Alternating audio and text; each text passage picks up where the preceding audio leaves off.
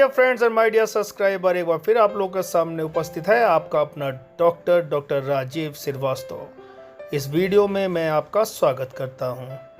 तो इस वीडियो में मैं बात करने जा रहा हूं एक बीमारी की, वो है कान में आवाज़ें आना। हम में से ऐसे बहुत लोगों ने इस चीज़ को एक्सपीरियंस किया होगा कि उनके कान में अपने आप से किसी तरह की आवाज़ें आया करती हैं। कभी कभी ये आवाज़ घंटी की होती है, कभी ठक ठक की होती है, कभी जैसे समुद्र में लहर चल रही है इस तरह की होती है, और तरह तरह की किस्म की आवाज़ें कान से लोगों के आया करती हैं, जो कि बहुत ही ज़्यादा परेशान कर दिया करती हैं। हमारे सुनने की प्रक्रिया एक बहुत ही जटिल प्रक्रिया है। इसमें कई सारे यंत्र तंत्र, हड्डियाँ, नर्व, मांसपेशियाँ का इस्तेमाल होता है, तब जा कर के ये जो ध्वनि है, ये ध्वनि नर्व के माध्यम से आपके दिमाग तक जाती है, और दिमाग में आपका जो आवाज़ है उसका परसेप्शन होता है, वो आवाज़ आपको सुनाई देती है। आपके सुनने की प्रक्रिया में काम आती है जो आपके जो कान की हड्डियां हैं, जो कान के नर्व हैं। इसलिए अगर इन दोनों में भी समस्या हो तो भी आपको ये टिनिटस या सुनने में अपने से आवाज़ आने में जो समस्या है ये हो सकती है। कभी कभी ये इतनी ज़्यादा डिस्टर्बिंग होती है कि आपकी रोज़मर्रा की ज़िंदगी को भी ये प्रभावित कर सकती है। सोते टाइम में ये आवाज़ आती रहती है, जिससे आपकी नींद भी खराब होती है। आखिर ऐसा होता क्यों है कुछ लोगों में? इसके बहुत सारे कारण हो सकते हैं। कुछ कारण तो बहुत ही सिंपल हैं, जो कि आसानी से दूर हो जाया करते हैं, और कुछ कारण ऐसे हैं जिनके लिए आपको डॉक्टरी सलाह ले लेना उचित है। इस वीडियो में मैं बताऊंगा कि इसके क्या क्या कारण होते हैं और उसका इलाज कैसे किया जा सकता है। कानों में इस तरह से आवाज़ आना अपने आप में एक बहुत ही ज़्यादा परेशान कर देने वाली बात होती है। अब इसके प्रमुख कारण क्या क्या होते हैं? एक सिंपल सा कारण है कि आपके कान में अगर कोई वैक्स जमा है, आपके कान के पर्दे में अगर किसी तरह से कोई दिक्कत है, या तो आपकी कान के नर्व में कोई दिक्कत है, या तो जो कान के आसपास की हड्डियां होती हैं, मेनली जो टेम्पोरोमैंडिबुलर जॉइंट है, या तो जो आपके कान के अंदर जो हेयर सेल्स होते हैं उनमें किसी तरह की कोई प्रॉब्लम आ जाती है, जो कि प्रॉब्लम आपको हाई एल्टीट्यूड या कभी कभी जब आदमी प्लेन से पहाड़ों पे जाता है तो आपको आ सकती है इस तरह की प्रॉब्लम। या तो ये प्रॉब्लम आ सकती है आपको किसी प्रकार का सडन प्रेशर चेंज होने की वजह से, कभी कभी ये जुकाम होने की वजह से भी इस तरह की प्रॉब्लम आ जाया करती है।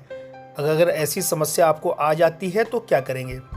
ज़्यादातर चांसेस में हम देखते हैं ये समस्या कान में वैक्स, जिसे खरोट कहते हैं, वो ज़्यादा जम जाने के कारण में भी हो जाया करती है। इसके अलावा यदि आपको सिस्टमिक डिजीज़ है, जैसे डायबिटीज़ है, हाइपरटेंशन है, तो भी आपको कान में समस्या आ सकती है। अब इसके लिए हम करेंगे क्या? इसके लिए आप ज़रूरत पड़ने पे आप डॉक्टर से ज़रूर मिलिए, और एक बार आप अपना ऑडियोमेट्री की जांच जरूर करा लीजिए।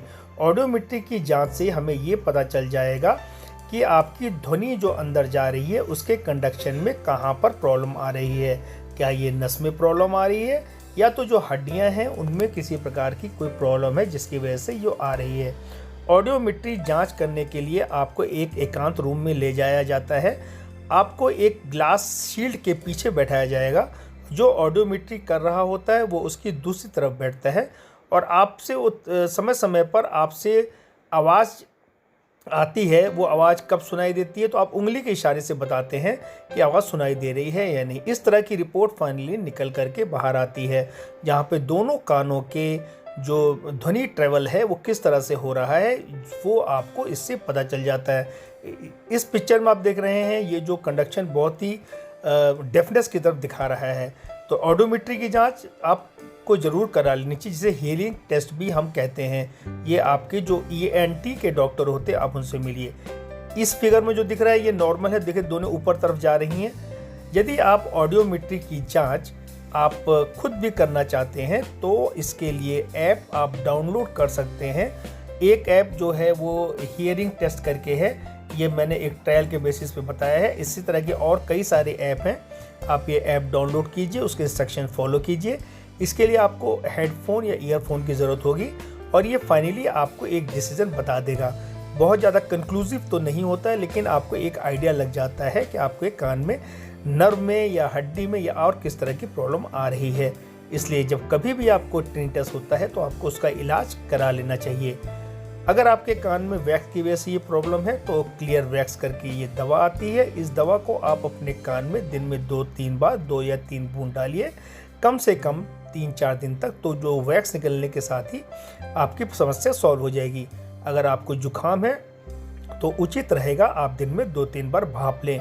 हो सकता है ये करने से भी आपकी टिनिटस, अगर आपका नया शुरू हुआ है टिनिटस 1-2 दिन से, तो आपको ये जरूर ट्राई कर लेना चाहिए। अगर आपका नया टिनिटस है तो फिर आपको ये एंटीबायोटिक का कोर्स जो एजिथ्रोमाइसिन है, दिन में 1 गोली आपको 5 दिन तक ले लेनी चाहिए। अगर ये इन्फेक्शन के कारण कभी कभी होता है तो वो ठीक हो जाया करता है। ये एक दवा है जो कि एंटीऑक्सीडेंट के रूप में काम करती है, इसका जरूर प्रयोग करना चाहिए। मेरे पेशेंट्स ने इसको लिया है, काफ़ी अच्छे रिजल्ट आए हैं। हिमालय कंपनी की ऑक्सीटार्ट करके दवा है, एक कैप्सूल दिन में 3 बार लीजिए आप। इसके साथ ही आपको अगर सर्दी जुकाम है तो आपको फेक्सोफेनेडिन 180 मिलीग्राम दिन में एक बार 7 से 10 दिन तक जरूर कोर्स कर लेना चाहिए। काफ़ी केसेस में ये पाया गया है कि फेक्सोफेनेडिन लेने से ही जो टिनिटस या आवाज़ आने की समस्या सॉल्व हो जाया करती है। जिन लोगों को ये समस्या हुए कुछ समय हो गया है तो टिनिकार करके दवा आती है, ये एक कैप्सूल दिन में 2 बार आप कम से कम 3 हफ्ते अगर लेते हैं तो काफ़ी सारे मरीजों में इसको जो टिनिटस की समस्या है वो समस्या दूर हो जाती है। ये दवा आप अपने ENT डॉक्टर की सलाह से ही लेंगे, क्योंकि इससे कुछ साइड इफ़ेक्ट्स भी होते हैं। कुछ लोगों की समस्या अगर ये नई दवाओं से या किसी चीज़ से भी सही नहीं होती है तो उनके लिए कुछ ये अप्लायंसेस बाज़ार में अवेलेबल हैं जो कि आपकी टिनिटस की आवाज़ को दबा देते हैं। तो इस तरह के अप्लायंस के लिए आप अपने ENT डॉक्टर से मशवरा करके आप इसका प्रयोग कर सकते हैं।